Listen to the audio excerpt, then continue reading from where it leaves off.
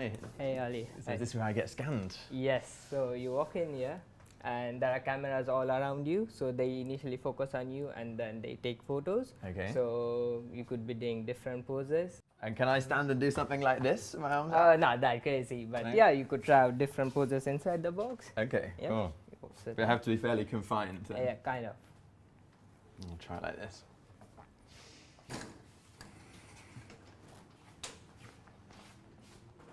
Ready? I think so.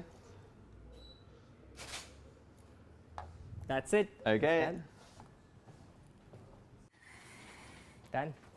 Thanks. I think I'm still in one piece. Yeah.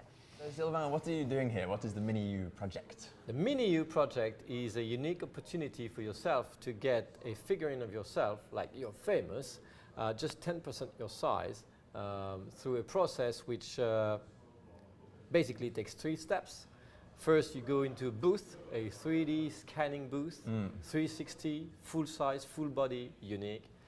Second step, we process that, a lot of pictures taken from yourself through a powerful computer.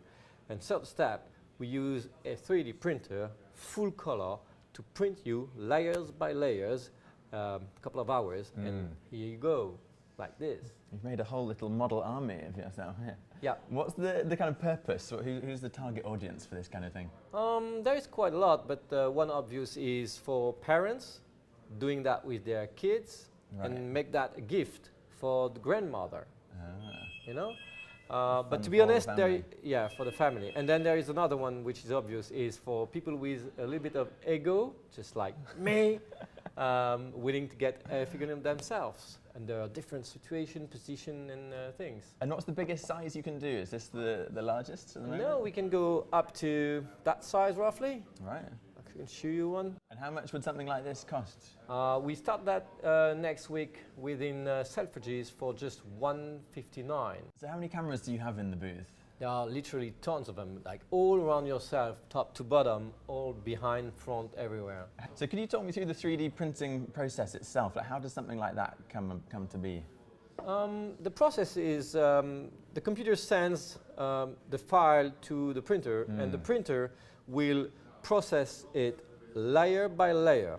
Usually we create them like lying on the side, and the computer will lay a 100 micron thin layer of powder, and then there is a head coming onto it, and basically 2D printing in color with a kind of a gluing process, and then another layer comes on top of it, and then layer by layer, printing and printing. After a while, it comes to be the whole thing. And when you say powder, what is that? Is it like a kind of plaster of Paris mixture, or it's something kind much of more high-tech? Yeah, plaster, composite, something, chemistry. It works.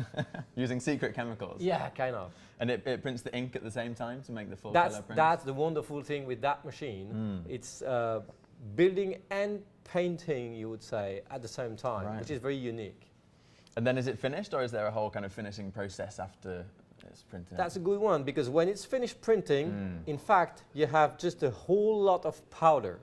And you need to remove the excess of powder, recycle it, by the way, and then remove every single bit of powder remaining, and then applying some finishing technique for it to be consistent in terms of color and will last forever. And can you print with multiple materials at the same time? You know, people talk about the future of printing out mobile phones where the whole circuit board and case is one piece. Is that possible yet? Did you just say future?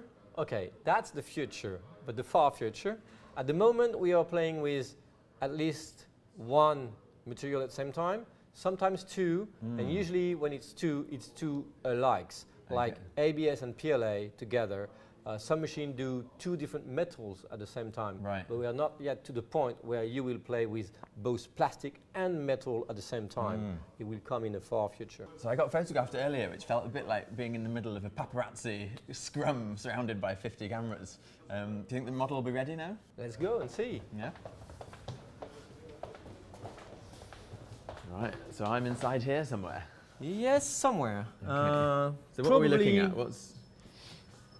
We are looking at an avalanche which has covered 5 bodies And yours is here, Okay. and some others are here, and we'll see that in a minute. So do we have to do a kind of archaeological excavation to get us out?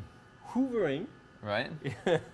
we'll push a button, and the whole lot will come out, fall down, and then we will hoover the excess of powder, which we, by the way, recycle for next prints, and we will discover, reveal your 5 lying bodies here. During the printing process, the whole thing kind of sinks down, is that right? Yeah, at the very beginning, the bed is top, Yeah. a layer of powder comes on top of it, and the printer prints on that layer. Right. And when it's very dry, we can start hoovering. Great, well, let's start hoovering.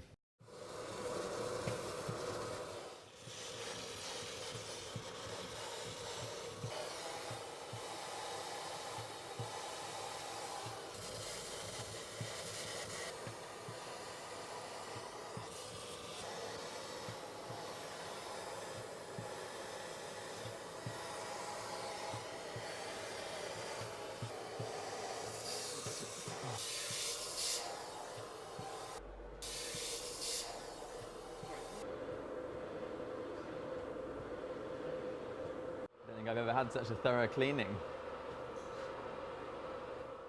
You're giving me a bath. Will the colours stay like this or change as it dries? It will not change that much. It's pretty much the final result that we have now. Right. I hope you like it. What did you just dip me in there? Is that just water? No, it's not water. It's let's say a special liquid that kind of stabilize and finishes, and I would say glue a bit the surface to make it more like, you know. So it's like kind of super glue solution. Kind of. Right. So what scale is this? It's Tens. Like 1 to 10? Yeah. Well, that's my granny's Christmas present sorted at least. Okay.